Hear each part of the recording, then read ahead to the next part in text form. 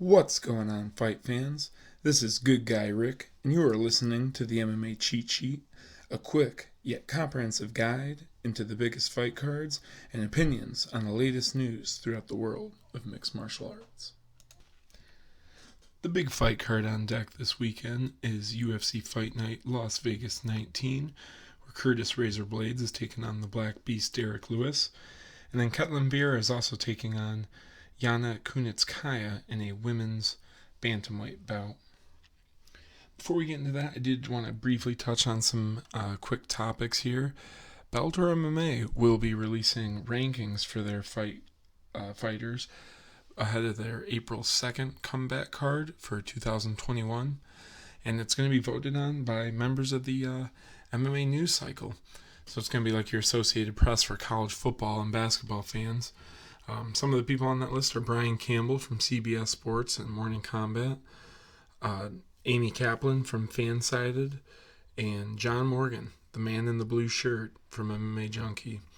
So, great list of people and many more, as about 20 of them here will be voting. So that'll be cool to see how that works, especially with a lot of their fighters that compete in other not only other organizations, but regional organizations.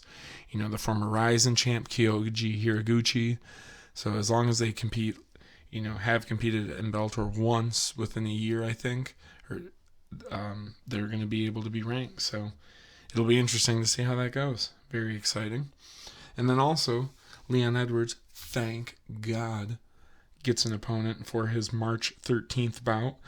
Bilal Muhammad will step in for the welterweight main event there. So Leon Edwards gets his first fight in almost 2 years, and Bilal Muhammad, who 8-1 in his last 9 on a 4-fight win streak, deserved a big fight. So big risk for Bilal Muhammad, and Leon Edwards on short notice. But if he, and hopefully, him like Khamzat Chimaev, they heal up from COVID or have healed up from COVID, and able to come back to the fighters they were, because Leon should be heavily favored here, but great scrap. I'm really excited for that fight night bout. And then lastly, to jump to the other side of the combat sports fence, we have Adrian Broner taking on undefeated Giovanni Santiago in a Showtime boxing card, which has a great co-main event, and Otto Wallin taking on Dominic Breazeale. Wallin being the gentleman that almost stopped Tyson Fury with a cut. Ultimately, that's the only loss in his record, and Breazeale having been knocked out by, I think, not only Deontay Wilder, but Anthony Joshua as well. So, two guys with the 3 losses between them are to the 3, best heavyweight boxers in the world. So, pretty exciting card, for Showtime boxing. But, let's go over from that one heavyweight boxing bout back to our heavyweight UFC main event we have here in UFC Fight Night, Blaydes versus Lewis.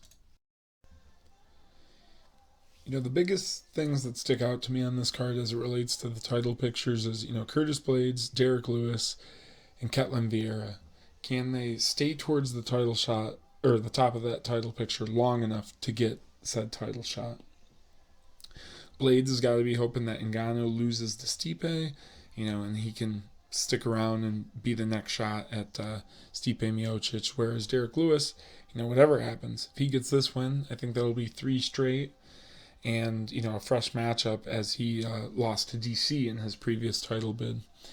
Ketlen Vieira, with the win over Irene Aldana, probably would have got a shot at Amanda Nunes, but ultimately, that knockout punch, and, Aldana goes up against Holly Holm in what would have gotten her a title shot, but Vieira would have been 12-0 at that time, a little higher pedigree, so she easily could have been looking like the next title challenger in a, somewhat hurting women's 135-pound division. Hurting for contenders, that is.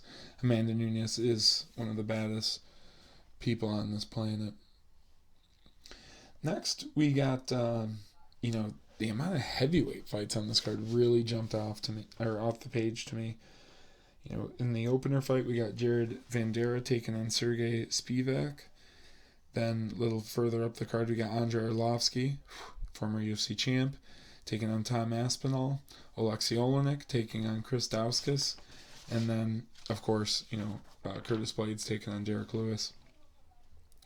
Looking at these fights, I'm just going to run through my picks on them quickly.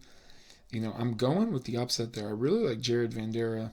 I don't think he has title shot, level potential in him, but I just think he's going to be too tough for Spivak to put away. Even if he loses, I think he'll grind out the decision and push Spivak. So that's my big upset as far as heavyweight fights go.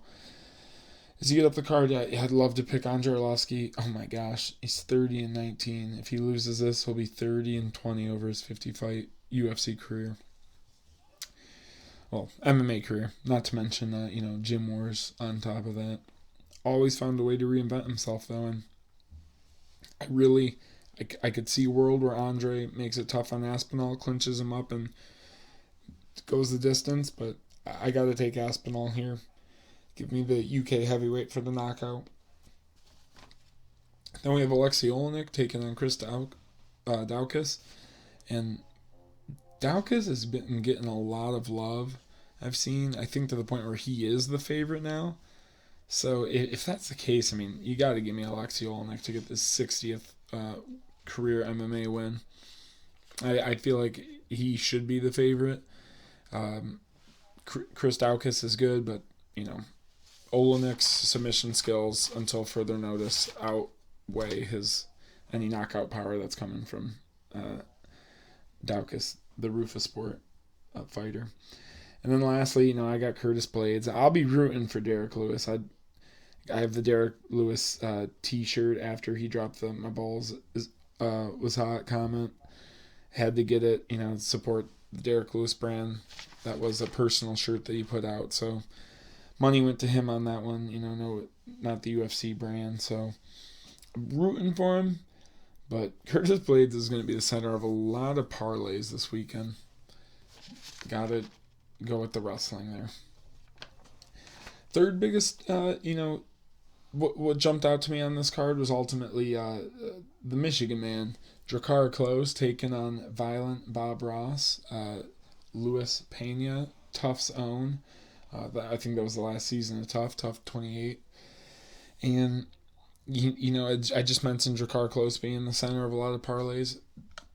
Curtis Blaydes being the center of a lot of parlays. Drakkar Klose is that same kind of fighter for me in this position. This is a big step up. I think Pena's taking it on short notice. He is for Jai Herbert, who's a UK fighter I really like. So I'm actually glad that they didn't have to go up against each other. I think him and Klose are two pretty good prospects. But Luis Pena, I think this is a little bit biting off a little bit more than he can chew, and this might lead to him getting the axe from the UFC. No, he's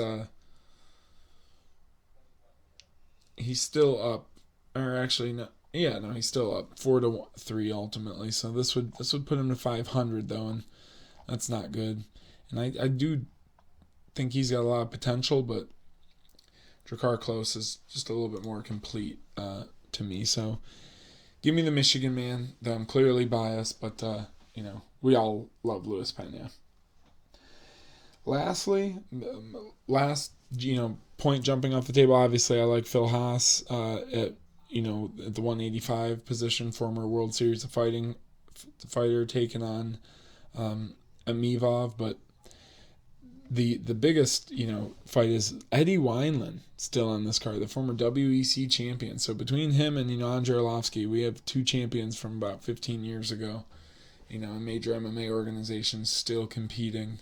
And Eddie Wineland's taking on John Castaneda. And though we just saw Eddie Wineland get viciously knocked out by Sean O'Malley, I look back and it's really it's only the second time he's been knocked out in the last 7 years. So I'm taking Eddie Wineland, hoping he gets the victory and, can start thinking about the next phase of his career. And that's your cheat sheet guide to UFC Fight Night Las Vegas 19, Blaydes versus Lewis. Make sure to follow me on both Twitter and YouTube at Good Guy Rick, RIC. And come to my Twitter page on the 20th for my picks for the entire fight card. I'm going to try and get these videos out a lot sooner, so stay at me on Twitter.